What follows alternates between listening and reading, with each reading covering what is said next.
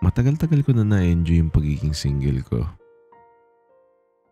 Halos 1 linggo na kasing walang kumokontak sa akin. Pero yun na naman yung akala ko.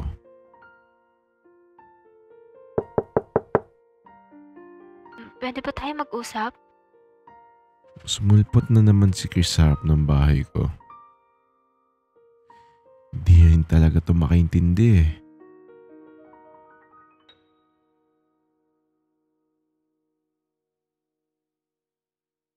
Ano na naman kailangan mo? Di ba nga sabi ko sa'yo,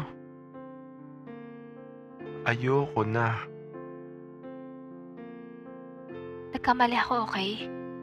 Kasalanan ko yung nangyari sa atin dati. Wala ka nga magagawa. Bigyan mo lang ako ng second chance. Gagawin ko lahat para magustuhan mo ulit ako. Alam mo kung paano kita magugustuhan? Paano? Sabihin mo lang lahat, gagawin ko. Talon ka sa building, matutuwa pa ako. Sinaradoon ko kagad siya ulit ng pinto dahil naiirita na talaga ako sa kanya.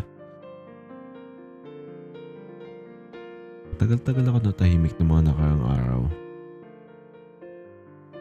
Nagiging komportable na rin ako sa pamumuhay ko ngayon. Pero maya-maya bigla na naman may kumatok sa pinto ko.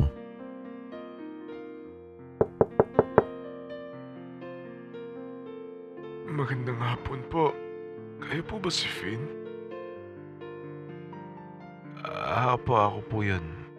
Bakit po? Pasensya na po, pero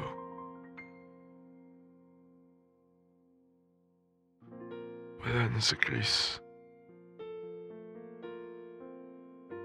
Biglang nang lambot yung tuhod ko nun. At biglang bumalik yung mga masasayang alaala ko sa kanya. Bakit po? Ano nangyari? Nakita na lang po siyang nakahandusay sa tapat ng SM North. Sabi din po sa autopsy, suicide po ang dahilan. Ano po yung ginawa niya? Tumalon po siya sa building at meron po nakita na sulat sa bangkay niya.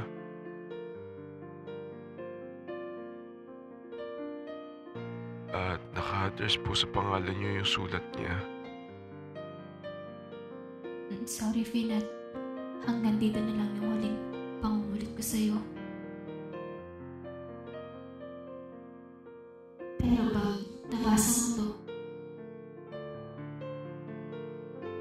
pangako na ito na yung huli kong pagpapapansin sa'yo.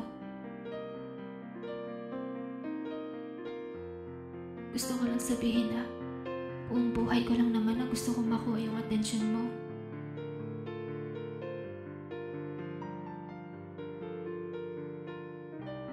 Dati kasi nung nag-18 ka, hindi mo na ako pinapansin.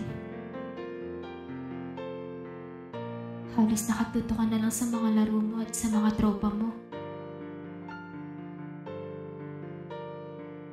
Gumawa ako ng paraan nun para mapansin mo, pero wala laging epekto.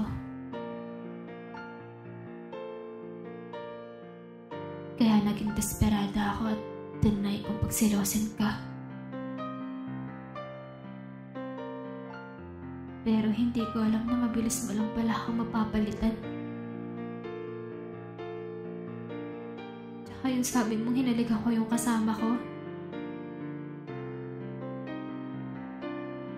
Yung kamay ko yung hinalikan ko nun. Hindi ko kayang ipagpalit ka, Finn. Ilang beses din ako nakatayo lagi sa tapat ng bahay niyo.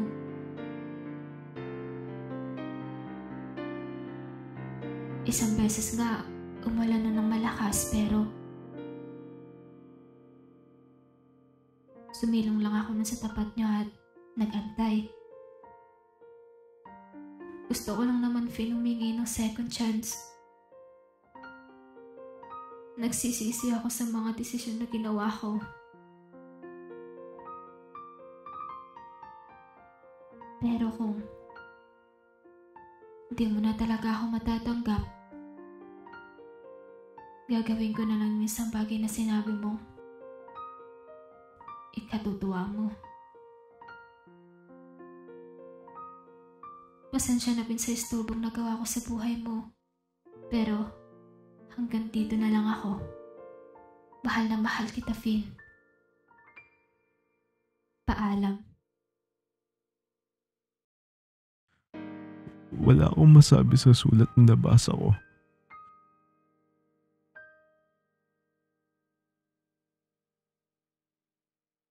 Wala na rin akong magawa kundi umiyak na lang din sa harap ng kausap ko. Hindi ko naman alam na atensyon pala yung hinahanap niya sa akin. Naging bulag pala ako sa relasyon namin. Kakaintindi sa sarili kong kaligayahan.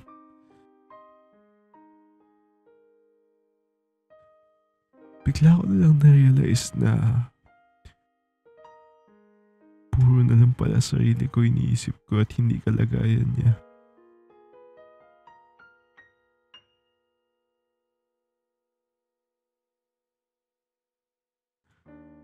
Naging makasarili ako at ito yung naging parusa ko. Sana pala naging matured ako sa relasyon namin. Sana pala binigyan ko siya ng second chance.